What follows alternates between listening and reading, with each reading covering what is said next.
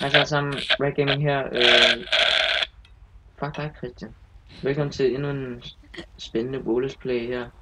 Jeg er lige i gang med at æde Christian her, som er skelet, som er allerede spist dem en gang. Nå, vi skal videre. Vi skal have fundet nogle af de der iron ingots, eller hedder det ikke det? Nej, mountain food iron. Nej, jeg kan ikke. Ja. Jeg mener i hvert fald, der plejer at være en hel masse op på. Der plejer man altid at finde et par stykker. Så der er en der. Ja, det var da dejligt. Så ligger der en der.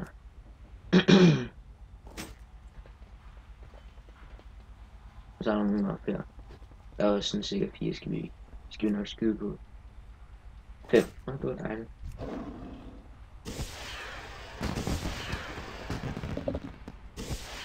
Der er det. Nej. Jeg bare kommer herop. Ligesom jeg gerne vil pille. Lidt der. Når jeg kommer helt op. Næsten helt op af bjerget. Stupid. Okay,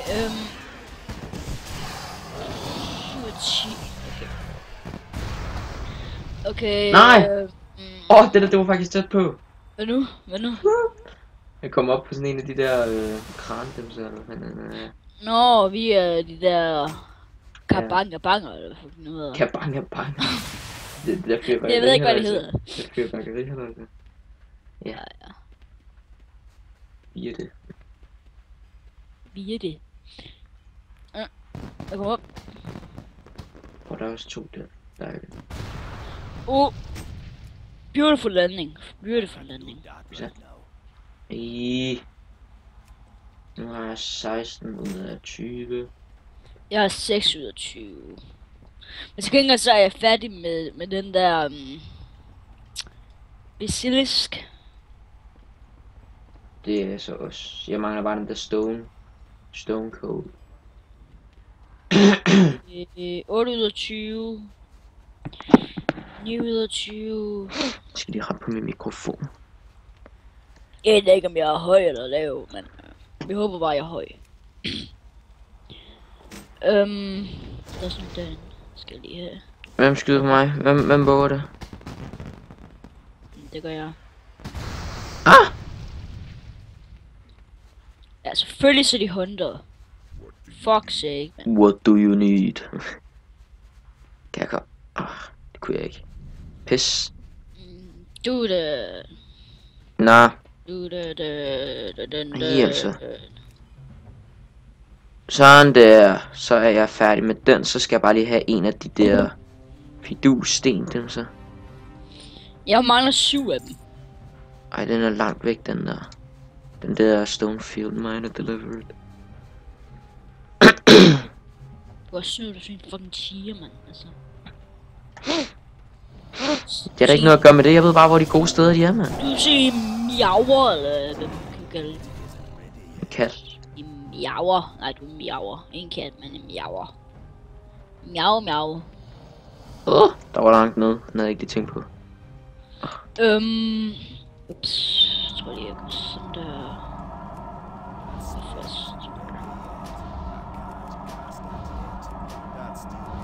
Bum. Hvad med det der bum? Hvad? Du siger hele tiden det der bum. Ja. Har du et problem? Ja. Har du et problem? Ja, det har jeg faktisk. Nej, så skal jeg nok være.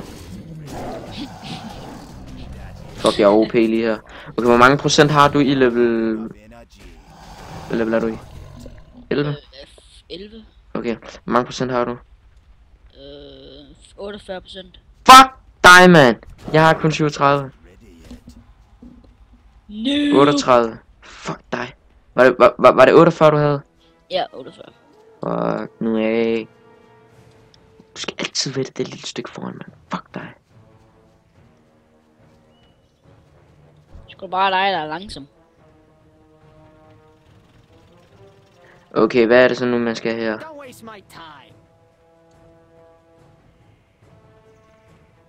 Stonefield Miner Delivered. I've seen you around here before.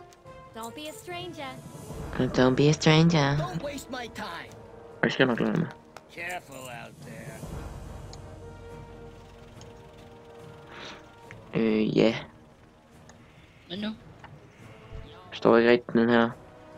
Mm. And then from miner, from the mountain strip miner. Er du allerede færdig? Nej, jeg mangler bare lige den der Stonefield Miner Deliver It. Om for helvede. Den er mega nem, den der stone. Jeg kan ikke finde ud af den. Ved du godt, hvordan man gør? Jo, det lader man skal tage de der miners dernede. Nej. Ja, okay, det er ret nok, men... Nå, det var bare fordi jeg var i catform, jeg ikke kunne tage ham. Jeg kan ikke finde... Jeg mangler kun Sådan to der. mere af den der, og de snød. Så var det derfor, men det var kun fordi jeg var i catform, jeg ikke kunne tage hende. Ja. You fucking cheater. Jeg cheater sgu da ikke, mand. Cheater sgu hele tiden. Sådan cheater. Du skal vist noget snak. Fuck yeah. Jeg bruger det ikke. Nej, ikke altid. Hold op. Jeg bruger det ikke. Fuck det way. Fucking way. Nå, hvor skal jeg så droppe hende?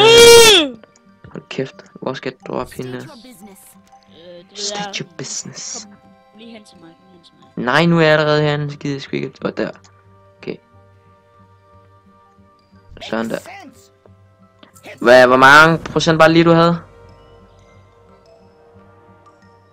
Christian? 56.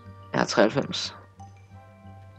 Du så også taget dem der, hvad fuck det nu er, men jeg dænger bagefter det her. Så sulten. Jeg dænger også lige om lidt. Nå, jeg går over til den næste quest, og så venter jeg på dig der. Jeg er der næsten. Ja, der mødte vi lige hinanden. Nemlig.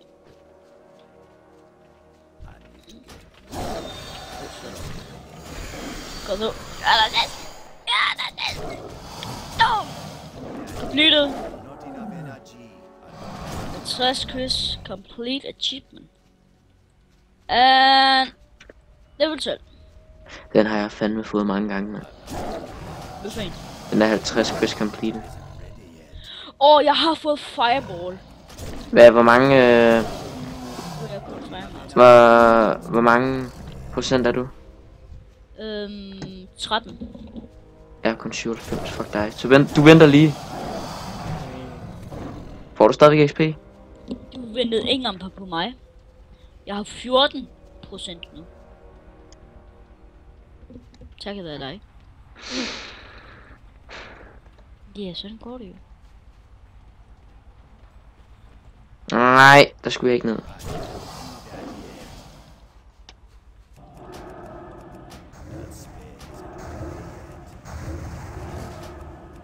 Nu med... Nå ja, jeg ved godt, hvordan hvor er det. Ikke, Sådan der. Så har jeg fået den... Nu har jeg fået den der Resurrection. Ja, det er det. Eller Revive hedder den jo. Så er vi der.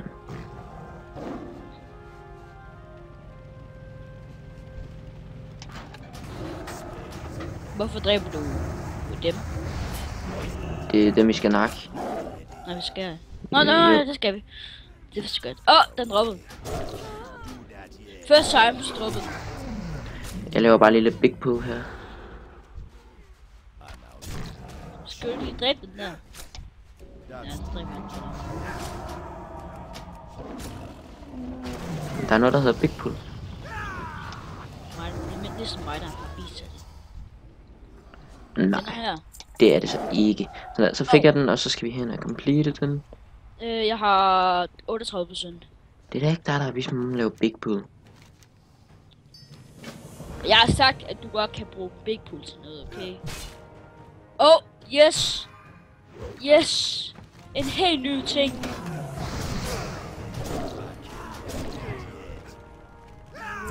En banan, mand! Jeg fik en banan. Nej, det snyder jo også med den banan. Mælk. Jeg fik bare mælk. Den her, den er nem nok. Jeg kan ikke huske, hvad vi skal. Nå, ja, det er rigtigt. Til de der miner, så skal du bruge den der på. Fuck dig. Den over, det er min.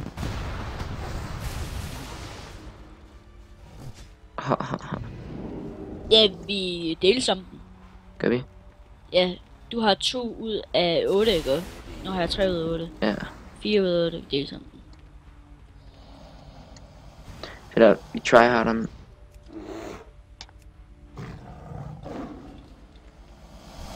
Nej! Hvad?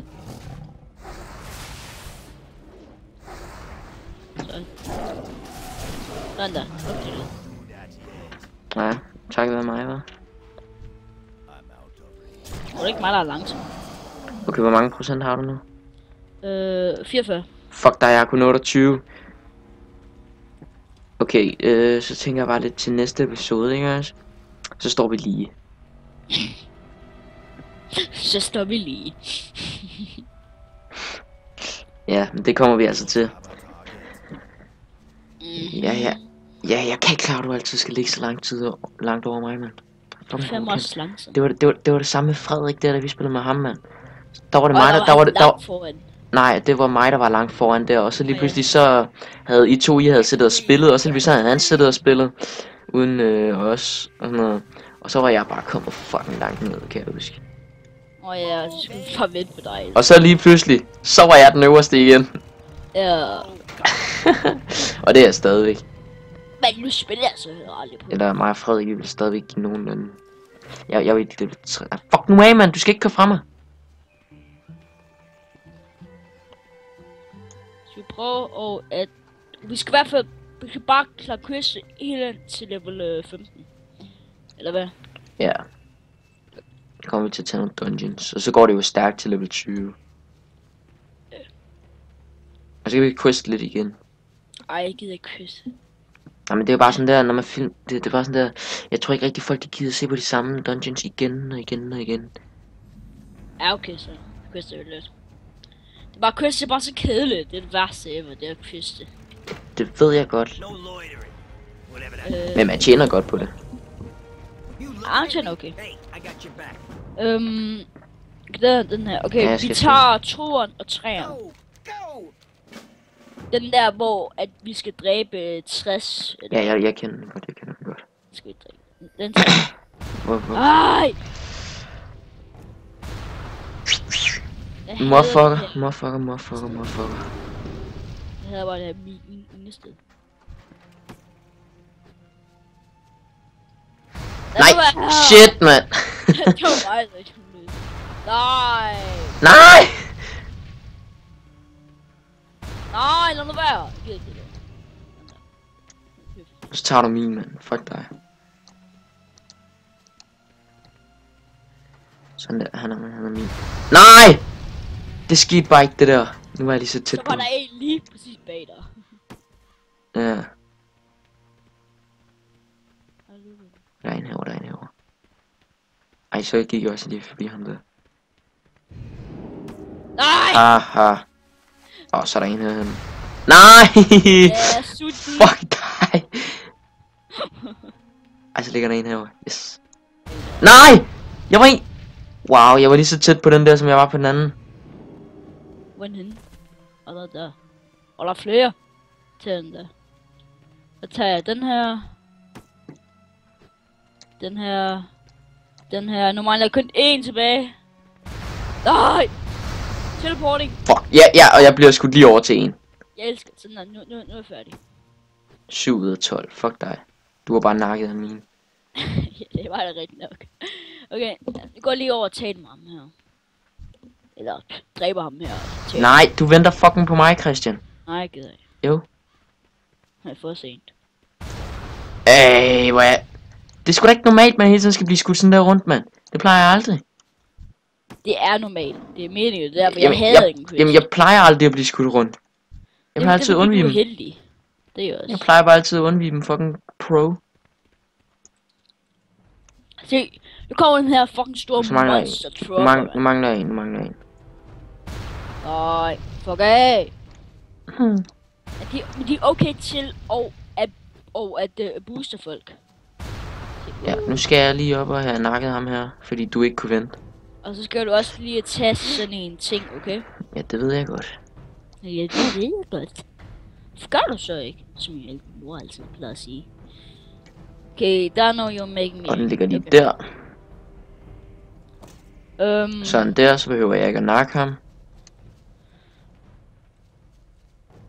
nej, det kan du ikke. Okay, jeg er lidt dænge i level 13, hvad siger du så? Wow! Jeg gik op foran en, og så bliver jeg sprunget bagud. Sut. Fuck, den er provokerende, det der. Kunne du tage og vente, eller hvad? Nej. Fuck, det er dig, Christian. Din Ja, det er ondt.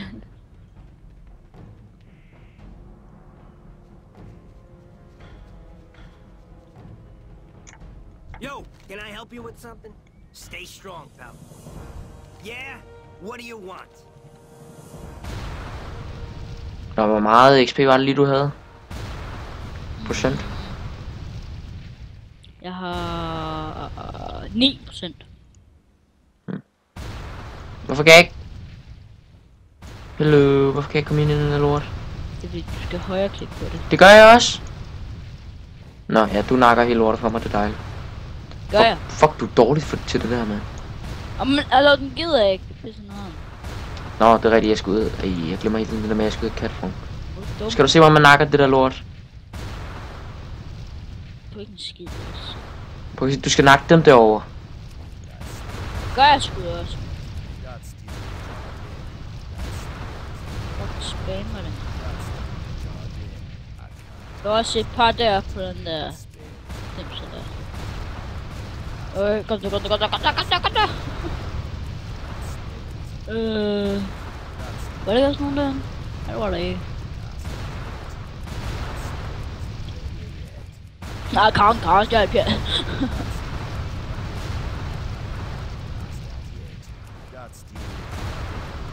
Okay, så nu... Spammer bare et tasten. Spam! Se, kom nu. Kom nu, Ebbe! Ja, finally. Kom så godt så fint. Kom du fint. Nå, er vi færdige? Ja, Nej, 50 ud af 60 har jeg kun.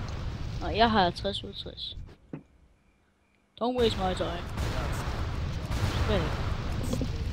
Oh, man. Okay, jeg skal nok vente på dig. Get lost, will you? Ej, okay, jeg klarer lige den her quiz her, den tager ikke snart. Men jeg skal bare lige derhen. Sådan der. Fuck, det er dig, Christian. Du er langsom. Jamen, du kunne også bare tage og vente, og så var vi jo sådan netop lige hurtigt, og du kunne tage og fuck af med det der klamme mount. Sådan der, færdig. Med quizzen, det er da fucking nemt, den quiz. On your way. Nej, fail! Shot, huh? Nej, jeg døde engang. Og hvad er det så nu, man skal i den der? Så skal du have, du kan godt se de der kæmpe... Ja, jeg kan den godt nu, jeg kender den godt nu. Jeg skal bare lige læse den.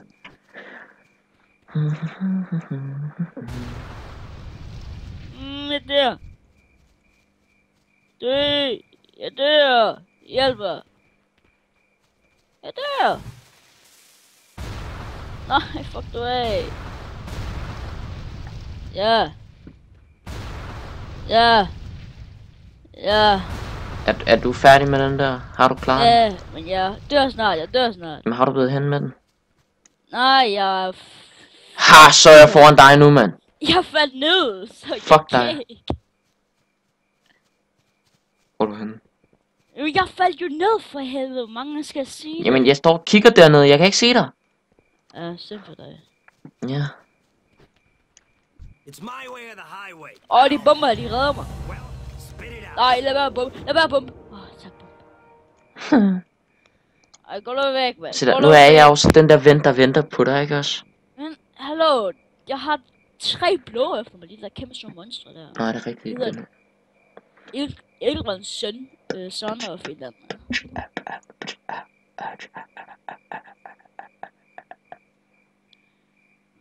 Jeg kommer i combat. greb, den må du komme løbende på der. Kraftigt. Nå, jeg begynder at gå derhen af. Ej, det er så langsomt. Hallo! Du får sådan nogle fucking gode ting. Her der dropper ingen cloth. Der dropper kun læder og mail. Det dropper ikke. Det dropper ikke. Så Chris, the fuck. Nej, nu bliver jeg skudt tilbage, mand. Shoot, man. Nej! Det var bare taget en rigtig vej. Det var en rigtig vej. Ej, nu mistede jeg min stealth. Fuck.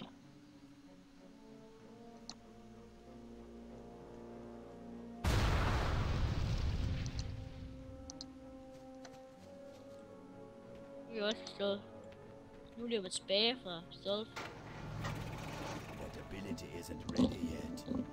That ability isn't ready yet. Hov, Frederik Philip. Ja. Vi kan jo faktisk også godt spare penge i level 60. I stedet for at du køber, hvad hedder nu, fly, så er det bare kun mig. Nå ja, det kan vi jo faktisk. Jeg har jo Sandstone Break. Ja, det er rigtigt, det er rigtigt. Ja, lad os gøre det, lad os gøre det. Det var faktisk en god idé, det der, Christian. Vi kan måske også godt spare det ved mounts, men det er måske lidt dumt, hvis vi skal bede igen nogle gange. Mm. Eller, nej, det skal vi ikke, eller hvad? Det ved jeg ikke. Okay, private chat. Jeg går bare hen til private chat. Du har fået sådan en syg OP-ting. Kunne du ikke bare fucking lade være med at løbe så meget i forvejen? Jeg løber ikke. Jeg har en chauffør, som der kører mig. Ja, så fuck af med ham, der chaufføren der. Så blinker jeg bare. Okay, vi har lige præcis lige meget health. Må lad tjekke det. Ja. 1134. Det er dejligt. Okay, den her vej. Nu fucker du ikke, Christian. Og venter lidt. Langsom. Hey, hvor er du provokeret. Undskyld. Stadig langsom. Keep your ear to the ground.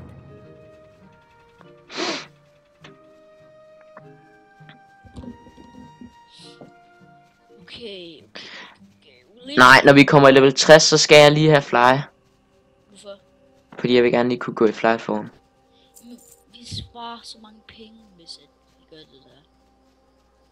Hvad er det? 1000 kroner? 1000 guld eller sådan noget? Ja, det er så en del. Nå. Tak for den her episode.